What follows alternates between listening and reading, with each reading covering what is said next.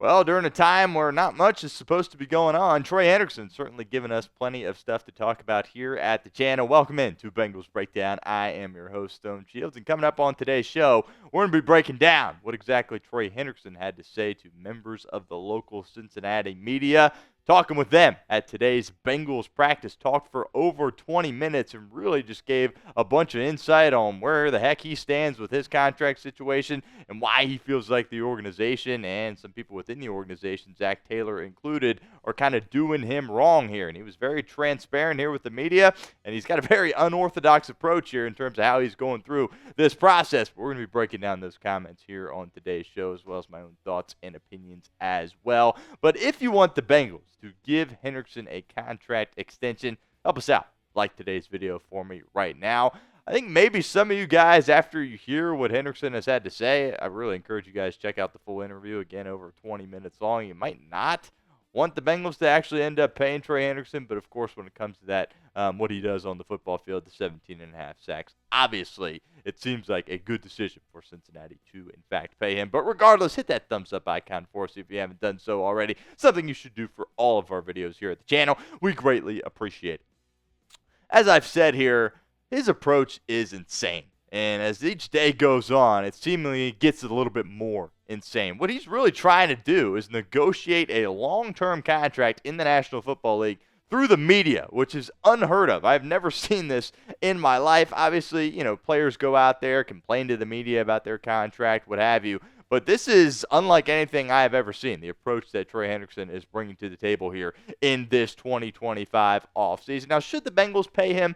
Yeah, of course, right? When you talk about the production that has been there over the past couple of years, right? You talk about how bad your defense was. Think about how bad they would be without Trey Hendrickson, right? 17.5 sacks, back-to-back seasons. It seems pretty obvious that, yeah, he's a really good player, and the Cincinnati Bengals should pay him top of the market value and want him to stick around for the foreseeable future. But I will say, and as we'll get into, he said a lot of things that really just didn't make any sense. And I do want to give him a little bit of respect here. Trey Hendrickson has always been kind of a bashful, shy guy. He does not like talking to the media, which is kind of what makes this whole process even crazier, right? So when you hear him talk, it's very clear that he is uncomfortable, and some of the things that he is saying as he tries to get from point A to point B really don't make a ton of sense, to be completely honest with you. And my thoughts on that are it's kind of head-scratching why you're even doing this to yourself in the first place if you're not even really going to make a ton of sense when you're out there talking to the media. But let's break down some of these comments here on today's show, and we will start with this from Trey Hendrickson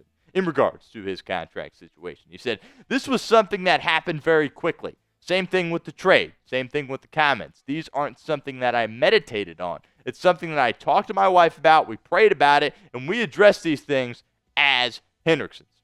Now, mind you, he did this in the middle of practice, right? Cincinnati, the veterans and the rookies are together this week. They were practicing out there on the football field as we sit here on a Tuesday. They were in the middle of practice, and Hendrickson kind of went off to the side of the field, and everybody in the local media gathered around him and were talking to him while they, were supposed to be watching practice. He did it in the middle of practice, which really is incredibly odd when it comes to how these things transpired here on Tuesday. Now, he said that he was doing this in response to what Katie Blackburn's comments were at the owners' meetings a couple of weeks ago. If you remember, we broke down those comments where it was Blackburn was essentially like, well, maybe he should be happy with what we are ultimately offering him at the end of the day. And a text from Zach Taylor really got a lot of attention from Hendrickson. It really was a big conversation topic in regards to that 20-minute session he spent with the media. Let's continue here with more from Trey Hendrickson. He said, "A little bit transpired between me and Zach. We've tried to keep it the least amount personal as possible, but at some point in this process, it becomes personal. Being sent 30 days before mandatory camp, I'll be fine, alludes to the fact that something won't get done in that time frame. With the lack of communication post-draft made it evidently clear from my party," meaning my wife, my son, my agent, right? "We're talking a small group of people. I had to inform them that this might not work out. That's unfortunate. I don't think it was necessary. We all should have hope for the best until proven otherwise."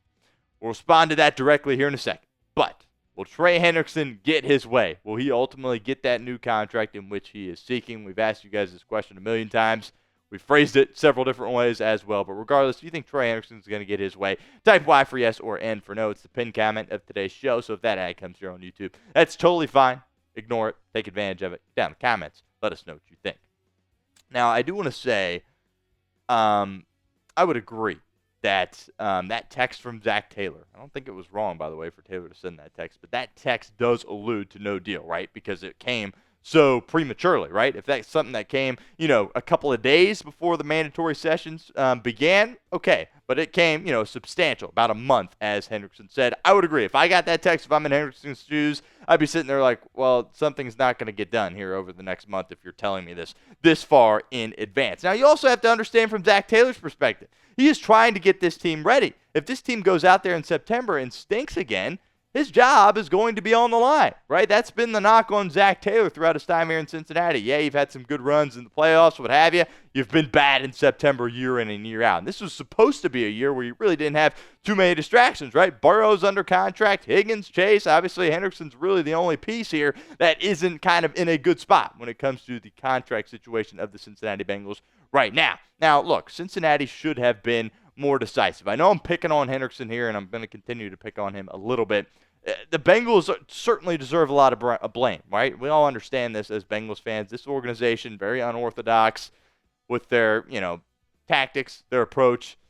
It seems like, it's very outdated, to be completely honest with you. But Cincinnati should have made a move on this already. They should have been more decisive. They should have either traded him a couple of months ago, got the compensation in the 2025 NFL Draft, or paid him shortly after you paid Jamar Chase and T. Higgins. They let things linger. They're always, they would probably argue, we're just really methodical in our process. Well, it takes you a little bit too long to get things done, and it creates issues. And you have a massive issue on your hands right now with Trey Hendrickson. And also of note, it sends a horrible message to the young players on your football team, right? When Hendrickson's off to the side doing this scrum with the media, and they're all practicing, they're looking over saying, oh, shoot, that could be me a couple of years from now. Yeah, they've heard all the stories about, players having issues negotiating contracts with the Cincinnati Bengals, and they're looking right at it with Trey Hendrickson over there, a guy that's the sack leader in the NFL, trying to do anything he can to get paid like he is the sack leader in the NFL. So it sets a horrible precedent and a horrible example for the younger players. Now, luckily for Cincinnati, their main pieces, Burrow, Higgins, Chase, those guys are good for the foreseeable future, right? Don't have to worry about them for several years from now, but there's other players on this team that hopefully can develop into good players that are eventually going to have contract situations and conversations with the Cincinnati Bengals, and they're looking over right now at Trey Hendrickson saying, shoot, that doesn't look like fun at all if this guy has to go over there and, air out his grievances here to the local media because he can't get things done with the organization. Plenty more to come here in regards to Trey Hendrickson on today's show, but do want to give a shout out to our friends over at Fanatics. Let you guys know that Bengals Draft Hats are still out. They are still available. You can go get them. Chatsports.com/Bengals Draft Hats. They've got several cool ones up there on the site. Really encourage you guys to go over to Fanatics and check some of those out. We'll put that link in the comment section and the description of today's show. One more time at chatsports.com/Bengals Draft Hats. More from Hendrickson. Another interesting quote here from Trey Hendrickson. He said, a lot of players in the past have been silent or didn't stand on values where telling the truth will set you free. It's a value my parents raised me with when I was young as a follower of Christ. So to have those tough conversations and say the truth. I'm a Floridian, so there's unprovoked shark attacks and there's provoked shark attacks.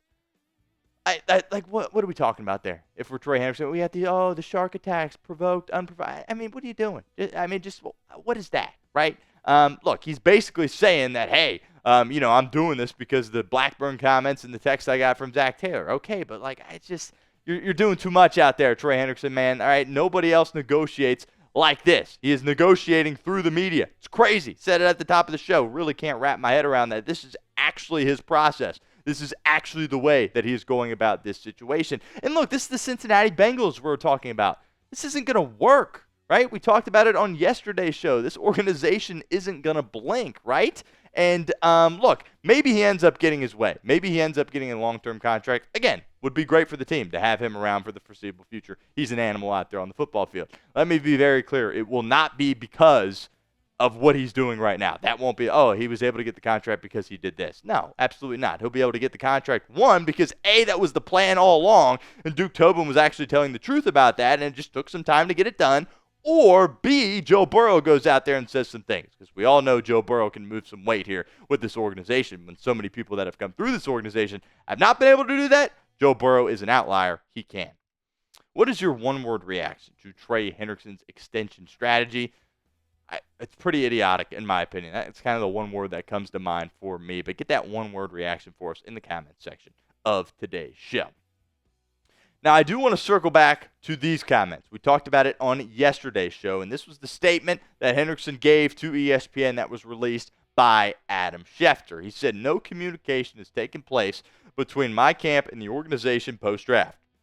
The offers prior to the draft did not reflect the vision we shared and were promised last offseason. If I continue to play at a high level, coaches are aware of these past conversations.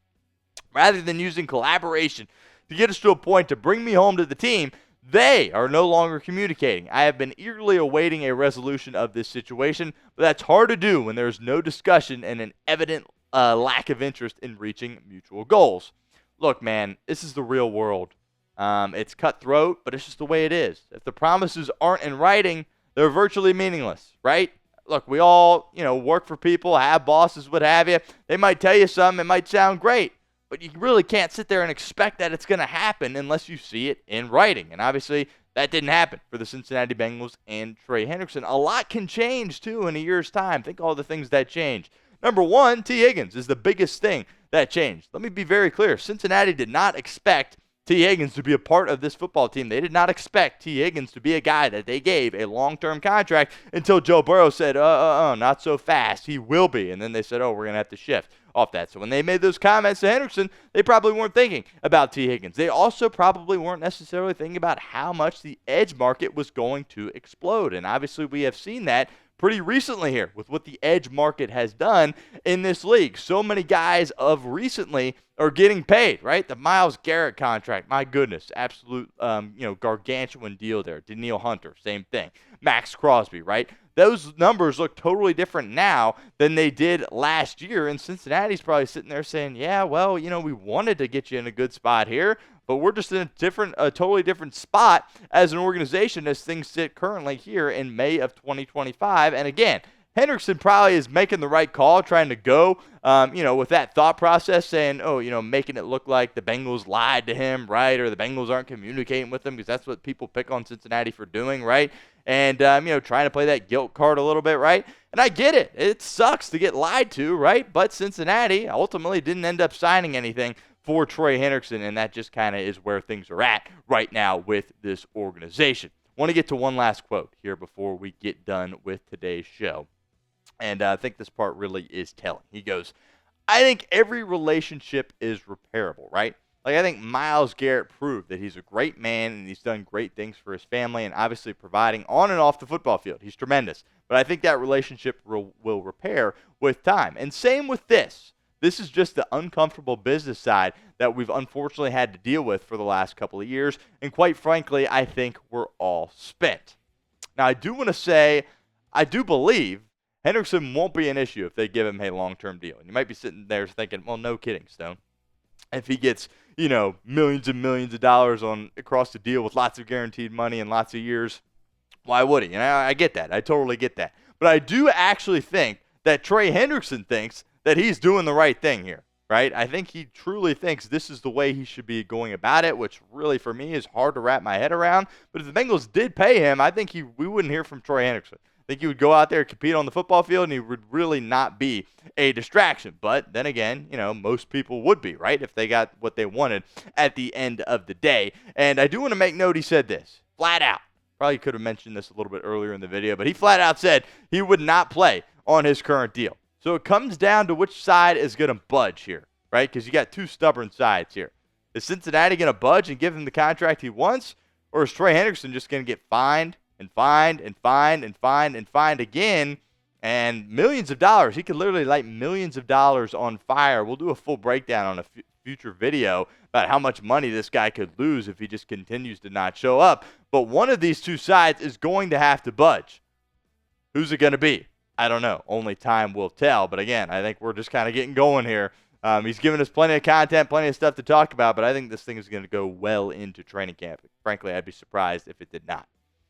Make sure you guys hit that sub button if you haven't done so already. YouTube.com/BengalsTV. We will have this whole Trey Hendrickson saga covered for you here at the channel. Don't want to miss out. Hit that sub button for me right now.